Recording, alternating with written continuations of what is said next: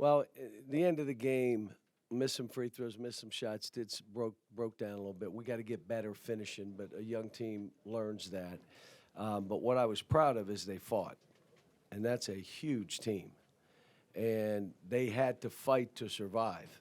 And we got down early, and it looked like what everybody said would happen. We're going to get smashed, and then all of a sudden we're up. And then there's one play at the end of the half. We're up 10, throws, like, why'd you do that? And now they come down, they make a three, and it changes.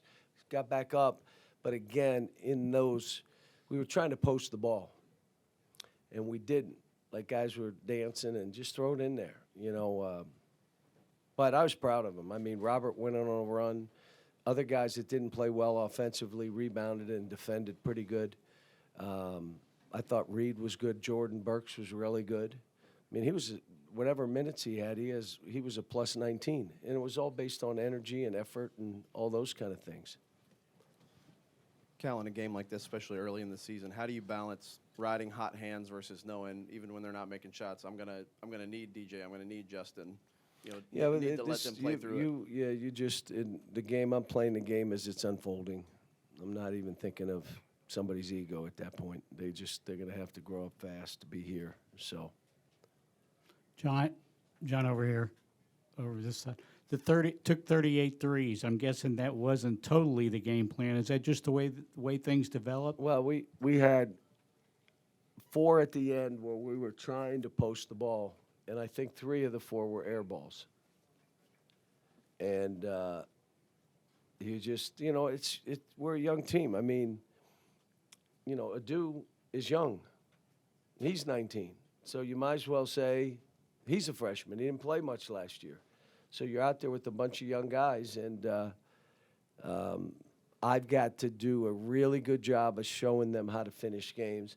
And then part of it is who should be in when you're finishing the game. Like, I got to figure that out. Like, if you're going to miss 5 straight shots at the end of the game, you can't be in then. Somebody else has got to be in. If you're not defending, if you're, again, we had another game against the number 1 team in the country that's physical, deserves to be number 1. We have 8 turnovers.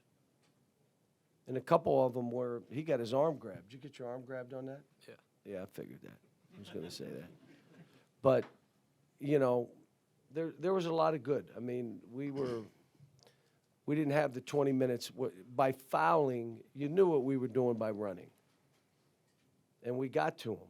And then we start fouling. So what happens when you foul like that? And they were not good fouls. Like, why'd you grab?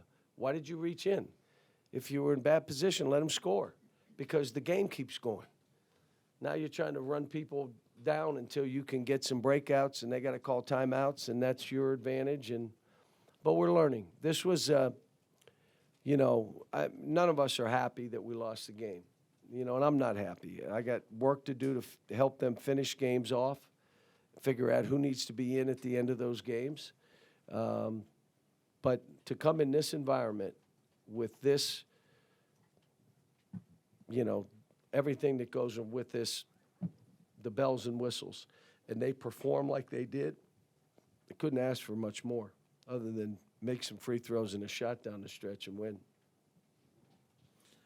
John, you've got 3 guys who are sidelined right now. How did that complicate your effort to defend Hunter Dickinson tonight without those other bodies?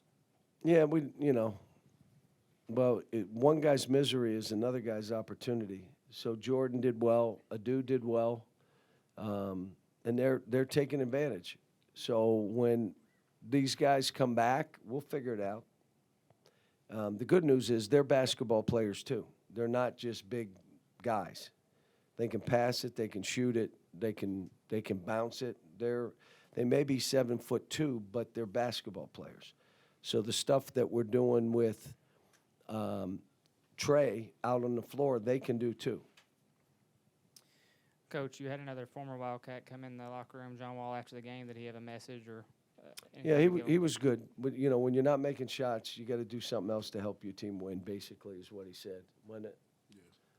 So it was great to see him. He's just loyal and, appreciates the opportunity he had here and his mother loved it. She was the best, you know.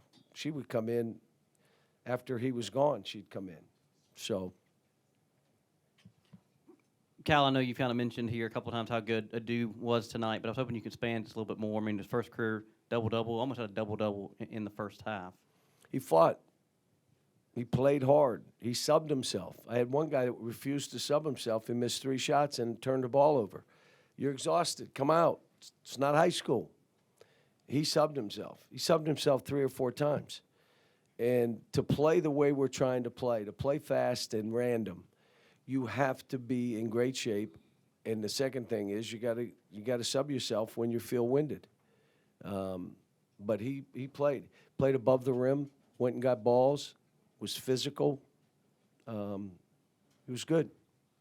Cal, as a follow-up to that, I know with any number you can kind of spin it any way you want it, but isn't it kind of shocking to see that he had the worst plus-minus on the team? I saw that, and I was Doesn't make any surprised. sense to me. Well, let me say why. Because the start of the game he was in, and it was a bad start.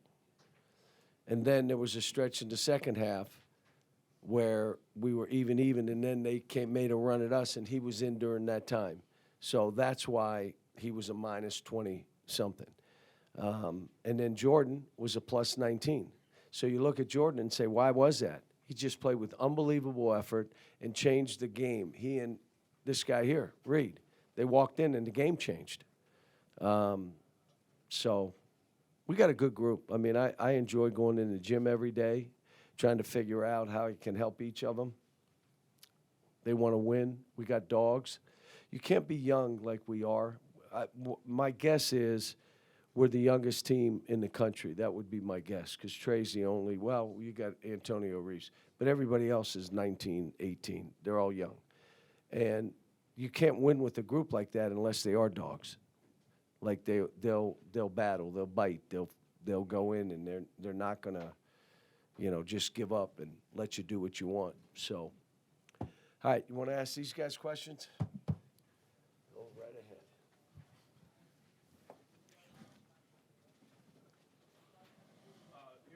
Guys, for both of you, Cal talked yesterday about just excited to see how you guys handle the moment and kind of not think about the moment, just kind of play free. Do you guys feel like you did that, and how do you guys feel like you handled this first big moment of the season? Our main mindset coming into this game was to go out there and just have fun, just to, enjoy the game, go out, play together as a team, fight, and just have fun playing against them. And I think we did a pretty good job of that in the first half. And then I think that's when when the age came into everything, we started looking at each other, looking around, trying to figure everything out. And we should have just, kept having fun the whole game, and could have been a different turnout. Yeah, like Adou said, coming in, it was just have fun and enjoy playing. And I think we were doing that in the first half. We were flying, and then Kansas went on a little run. And Kansas is a good team, have really good players, some of the best players in the nation. So this was a good game for us. I think just we'll build from it and just continue to get better and work and practice and keep competing and keep fighting, and then just keep getting better for next games like this. Adou, as somebody that knows what it's like to step out there as a freshman at Kentucky, what were your impressions of the way that Reed and Rob were able to perform against the #1 team in the country, Game 3? They definitely came out and did their things. We were down a little bit at the beginning. They came in the game and changed all the energy and everything. Him, Rob, Jordan, they all went out, fought, got stops. I think we got 3 kills. That's what we call it. We got 3 kills in a row, and that's how the whole game flipped, and we were able to get a lead from there. Adou, how difficult was it to deal with Hunter Dickinson, and how much talking was he doing out there during the game? He's a good player. He was able to get to his spots, get in the post, go up and finish it. He was talking a decent bit of smack, but, it's part of the game, so it's all love. Got a question for each of you, and you can answer in either order that you want. Adou, I guess first off for you, just how much confidence does this give you to have that kind of performance against like the #1 team in the country? It feels good to have this type of performance, but when you don't walk away with a W, it doesn't really feel the same. And then Reed, obviously, I know the desperation kind of heave there at the end was not what was drawn up for you guys to do. Can you kind of take me through what the play was supposed to be before that all kind of unfolded the way it did? Yeah, I mean, Coach drew up a good play. We were trying to either get a corner three or Tonio to get a good shot at it. Coach drew up a good play, and like Kansas guarded it well, and we just had to give it to Trey, and then Trey made a good play happen, and I missed the shot. And that's part of it. But Coach drew up a good play, and just Kansas just guarded it well. Adou, this one's for you. Obviously, Calipari kind of just explained there why that number was the way it was, but was it frustrating for you when you were out there and it felt like you were doing a lot of good things, but Kansas just kept kind of going on runs when you were out there? Going on runs is part of the game. You know, team will go on their run, you'll go on yours. It's just who can have more runs. So the whole time we were just trying to, run the floor, get the ball up, try and score in transition, but Kansas was able to, defend that better in the second half. But we'll learn from it. We're a young group. We'll get over it.